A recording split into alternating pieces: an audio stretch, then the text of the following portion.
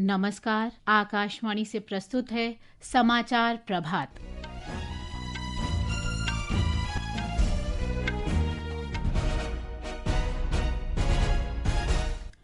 भारत ने मालदीव के साथ 6 समझौतों पर हस्ताक्षर किए। मालदीव को 4,850 करोड़ रुपए की ऋण सुविधा देने की घोषणा।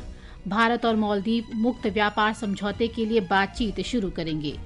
प्रधानमंत्री नरेंद्र मोदी आज मालदीव के 60वें स्वतंत्रता दिवस समारोह में मुख्य अतिथि होंगे। प्रधानमंत्री मोदी आसाम, तमिलनाडु के तुतीकोरिन में 4,800 करोड़ रुपए से अधिक की कई विकास परियोजनाओं का उद्घाटन और शिलान्यास करेंगे। गृह मंत्री अमित शाह ने आतंकवाद और तस्करी में लिप्त भगोड़े को वापस लाने के लिए कदम उठाने का निर्देश दिया। कंबोडिया ने थाईलैंड के साथ सीमा पर जारी 2 दिनों के संघर्ष के बाद तत्काल युद्ध विराम की अपील की। और स्क्वॉश में भारत की अनहद सिंह ने मिस्र में जूनियर विश्व चैंपियनशिप में कांस्य पदक जीतकर इतिहास रचा। समाचार प्रभात के साथ मैं प्रियंका अरोड़ा। भारत और मालदीव के बीच कल 6 समझौतों पर हस्ताक्षर हुए। इनमें मत्स्य पालन और जल कृषि, मौसम विज्ञान, डिजिटल ढांचे, यूपीआई, भारतीय औषध कोष और ऋण सुविधा शामिल हैं। प्रधानमंत्री नरेंद्र मोदी ने मालदीव में बुनियादी ढांचा विकास और अन्य कार्यों के लिए 4,850 करोड़ रुपए की नई ऋण सुविधा की घोषणा की। हमारी डेवलपमेंट पार्टनरशिप को नई उड़ान देने के लिए हमने मालदीव के लिए $565 मिलियन यानी लगभग 5,000 करोड़ रुपए की लाइन ऑफ क्रेडिट देने का निर्णय लिया है। यह मालदीव के लोगों की प्राथमिकताओं के अनुरूप यहाँ के इंफ्रास्ट्रक्चर के विकास से जुड़ी परियोजनाओं के लिए इस्तेमाल ली जाएगी। दोनों देशों के बीच एक संशोधन समझौते पर भी हस्ताक्षर हुए, जिसके बाद मालदीव पर वार्षिक ऋण $5 करोड़ 10 लाख से 40% घटकर महज $2 करोड़ 90 लाख रह गया। प्रधानमंत्री मोदी ने दोनों देशों के बीच मुक्त व्यापार समझौते के लिए बातचीत शुरू करने की भी घोषणा की। आपसी निवेश को गति देने के लिए हम शीघ्र ही बायलैटरल इन्वेस्टमेंट ट्रीटी फाइनलाइज करने की दिशा में काम करेंगे। फ्री ट्रेड एग्रीमेंट पर भी बातचीत शुरू हो गई है। अब हमारा लक्ष्य है from paper work to prosperity. Local currency settlement system से रुपये और रुपया में सीधे व्यापार कर सकेंगे। जिस रफ्तार से यूपीआई को मालदीव में बढ़ावा मिल रहा है, इससे टूरिज्म और रिटेल दोनों को ताकत मिलेगी। प्रधानमंत्री मोदी और राष्ट्रपति मुइज़ू ने रक्षा और समुद्री सुरक्षा सहयोग को और मजबूत करने पर जोर दिया।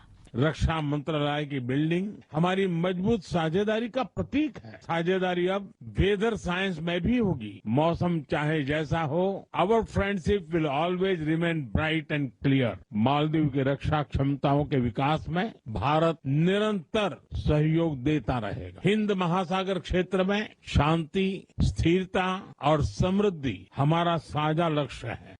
प्रधानमंत्री मोदी ने पहलगाम आतंकवादी हमले की कड़ी निंदा की और आतंकवाद के खिलाफ संघर्ष में भारत के प्रति एकजुटता के लिए राष्ट्रपति मुइज़ू को धन्यवाद दिया। मालदीव के राष्ट्रपति डॉक्टर मोहम्मद मुइज़ू ने ऋण सुविधा के लिए भारत का आभार व्यक्त किया। This LOC will be utilized for priority projects of my government across key sectors including defense, sports, healthcare, education and housing. I'm also pleased to announce the initiation of negotiations for a free trade agreement between India and the Maldives. This landmark initiative marks a significant step forward in strengthening our economic partnership. प्रधानमंत्री मोदी आज मालदीव के 60वें स्वतंत्रता दिवस पर मुख्य अतिथि होंगे। श्री मोदी राष्ट्रपति मोहम्मद मुइज़ू के विशेष आमंत्रण पर मालदीव की राजकीय यात्रा पर हैं। श्री मुइज़ू ने कल उनके सम्मान में भोज का आयोजन किया था। इस दौरान प्रधानमंत्री मोदी ने मालदीव के लोगों को स्वतंत्रता दिवस पर शुभकामनाएं दी। मालदीव के 60वें स्वतंत्रता दिवस पर गेस्ट ऑफ ऑनर के रूप में आना मेरे लिए सम्मान की बात है। मैं इस निमंत्रण के लिए राष्ट्रपति जी का आभार व्यक्त करता हूँ और सभी भारतवासियों की ओर से मालदीव के लोगों को हार्दिक शुभकामनाएं देता हूँ। इस वर्ष भारत मालदीव संबंधों की भी 60वीं वर्षगांठ मनाई जा रही है। भारत और मालदीव के संबंध सदियों पुराने हैं। मालदीव भारत की नेबरहुड फर्स्ट पॉलिसी में विशेष स्थान रखता है। विदेश सचिव विक्रम मिस्री ने कहा है कि प्रधानमंत्री मोदी की मालदीव यात्रा बहुत ही सामयिक और सफल रही है। माले में श्री मिस्री ने कहा कि पहली बार मालदीव को भारतीय रुपये में ऋण सुविधा प्रदान की गई। प्रधानमंत्री नरेंद्र मोदी आज से तमिलनाडु के 2 दिन के दौरे पर रहेंगे। ब्रिटेन और मालदीव से लौटने के बाद वे सीधे तूतीकोरिन जाएंगे, जहां आज 4,800 करोड़ रुपए लागत की विकास परियोजनाओं का शुभारंभ और शिलान्यास करेंगे। श्री मोदी कुरनकुलम परमाणु ऊर्जा संयंत्र से बिजली के ट्रांसमिशन के लिए अंतर्राज्यीय प्रणाली की आधारशिला भी रखेंगे। प्रधानमंत्री तिरुचिरापल्ली के गंगईकोंडा चोलापुरम मंदिर में आदि तिरुवतिरई महोत्सव के साथ महान चोल सम्राट राजेंद्र चोल प्रथम के जयंती समारोह में भी भाग लेंगे। ये टर्मिनल व्यस्त समय में 1,350 यात्रियों और सालाना 20 लाख यात्रियों को संभालने में सक्षम होगा। इससे दक्षिणी तमिलनाडु में पर्यटन, व्यापार और निवेश को बढ़ावा मिलने की उम्मीद है। प्रधानमंत्री का महान सम्राट राजेंद्र चोल प्रथम की जयंती में भाग लेने का भी कार्यक्रम है। उनकी जयंती दक्षिण पूर्वी एशियाई देशों के साथ समुद्री व्यापार के 1000 वर्ष पूरे होने और भक्ति आंदोलन शुरू होने का जश्न भी है। समारोह में संगीत उस्ताद इलैयाराजा की प्रस्तुति, तंजावुर के विद्यार्थियों द्वारा देवराम थिरुमुरई का सामूहिक गायन और कुरुक क्षेत्र के कलाकारों की सांस्कृतिक प्रस्तुतियां शामिल होंगी। इस अवसर पर चोल शैववाद पर एक चित्र प्रदर्शनी का भी आयोजन किया जा रहा है। तुडुकुड़ी से जॉय की रिपोर्ट के साथ समाचार कक्ष से सरफिरोजी। ये समाचार आकाशवाणी से प्रसारित किए जा रहे हैं। ताज़ा समाचार जानने के लिए आप हमारे social media handle X @AIR News Hindi को फॉलो कर सकते हैं। समाचार प्रभात में आपका फिर स्वागत है। गृह मंत्री अमित शाह ने भगोड़े आतंकियों और तस्करों को वापस लाने के लिए विशेष उपाय करने के निर्देश दिए हैं। कल नई दिल्ली में 2 दिन के राष्ट्रीय सुरक्षा रणनीति सम्मेलन में उन्होंने केंद्र और राज्य की कानून प्रवर्तन एजेंसियों के बीच तालमेल बढ़ाने और देश के भीतर पनप रहे आतंकी तंत्र से सख्ती से निपटने पर जोर दिया। सम्मेलन में देश भर के लगभग 800 अधिकारियों ने भाग लिया। सम्मेलन के दूसरे दिन आज नागर विमानन, बंदरगाह सुरक्षा और वामपंथी उग्रवाद पर भी ये चर्चा होगी। प्रधानमंत्री के प्रधान सचिव पीके मिश्रा ने कहा है कि सरकार अंतरिक्ष की ही तरह परमाणु ऊर्जा क्षेत्र को भी खोलने की योजना बना रही है। कल मुंबई में भाभा परमाणु अनुसंधान केंद्र प्रशिक्षण स्कूल में उन्होंने कहा कि परमाणु ऊर्जा क्षेत्र से जुड़ी परियोजनाओं को समय पर पूरा कर, कम लागत पर धन उपलब्ध कराकर तथा निजी क्षेत्र की क्षमताओं का उपयोग कर परमाणु ऊर्जा के शुल्क में कमी लाई जा सकती है और परमाणु परियोजनाएं आर्थिक रूप से व्यावहारिक बन सकती हैं। कंबोडिया ने थाईलैंड के साथ 2 दिनों के सीमा पार संघर्ष के बाद तुरंत संघर्ष विराम की अपील की है। संयुक्त राष्ट्र में कंबोडिया के राजदूत चिया कियो ने कहा है कि कंबोडिया बिना शर्त युद्ध विराम और शांतिपूर्ण समाधान चाहता है। थाईलैंड ने इस पर कोई प्रतिक्रिया नहीं दी है।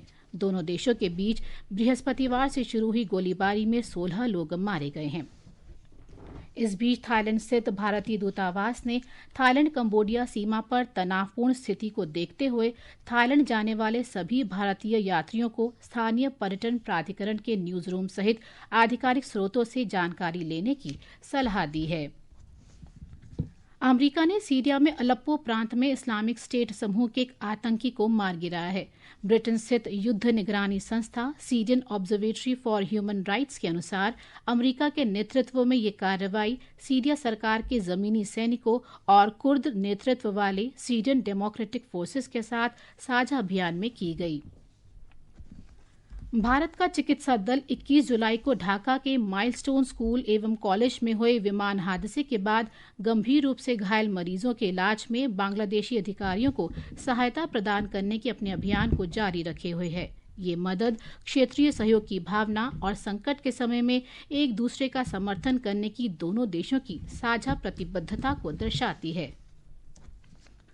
जम्मू कश्मीर में पहलगाम आतंकवादी हमले और ऑपरेशन सिंदूर के तहत भारत की कार्रवाई पर सोमवार को लोकसभा में विशेष चर्चा होगी। ये निर्णय लोकसभा अध्यक्ष ओम बिरला की अध्यक्षता में हुई कार्य मंत्रणा समिति की बैठक में लिया गया है। संसदीय कार्य मंत्री किरेन रिजिजू ने कल नई दिल्ली में कहा कि इस पर सोमवार को लोकसभा में और मंगलवार को राज्यसभा में 16 घंटे चर्चा का समय मिला है। पहलगाम पे आतंकवादियों का हमला और फिर सरकार का जवाब ऑपरेशन सिंदूर के माध्यम से सेना ने जो जवाब किया है उसके चर्चा होंगे, इसमें सहमति बने हैं तो मंडे से अच्छी तरह से हम सदन चलाने के लिए सब पार्टी ने मिल करके एग्री किया है। मैं उम्मीद करता हूं कि ये एग्रीमेंट को आगे नहीं तोड़ेंगे और मंडे से सुचारू रूप से सदन चलेंगे। देश आज करगिल विजय दिवस मना रहा है। ये दिवस 1999 में पाकिस्तान के खिलाफ हुए करगिल युद्ध में शहीद हुए वीर जवानों की स्मृति में मनाया जाता है। शहीदों की चिताओं पर लगेंगे हर बरस मेले, वतन पर मरने वालों का यही बाकी निशान होगा।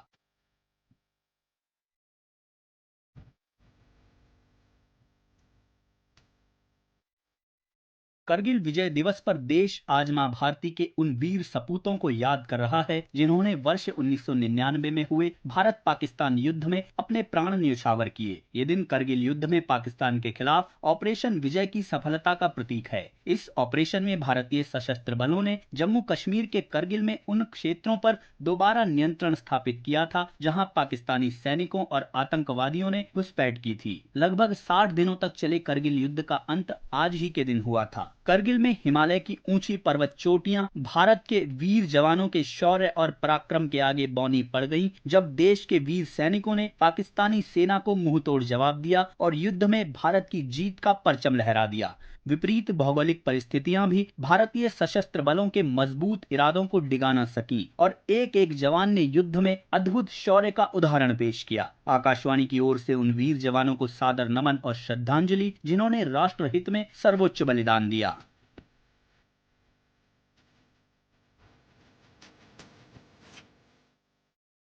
छब्बीसवें करगिल विजय दिवस समारोह के अवसर पर लद्दाख के द्रास में आज सुबह 7 बजे विशाल पदयात्रा का आयोजन किया गया। स्क्वॉश में भारत की अनहद सिंह ने मिस्र में विश्व जूनियर चैंपियनशिप के महिला सिंगल्स में कांस्य पदक जीतकर इतिहास रच दिया है। वे इस प्रतियोगिता में पिछले 15 वर्ष में पदक जीतने वाली पहली भारतीय हैं। मौसम विभाग ने कल तक छत्तीसगढ़, मध्य महाराष्ट्र, विदर्भ, कोंकण और गोवा तथा मध्य प्रदेश में मूसलाधार वर्षा का रेड अलर्ट जारी किया है। राजस्थान के कुछ हिस्सों, उत्तर प्रदेश, उत्तराखंड, जम्मू कश्मीर, हरियाणा और हिमाचल प्रदेश में मंगलवार तक गरज के साथ मध्यम वर्षा का अनुमान है। और अब आज के समाचार पत्रों की सुर्खियों के साथ हैं रवि कपूर। धन्यवाद प्रियंका।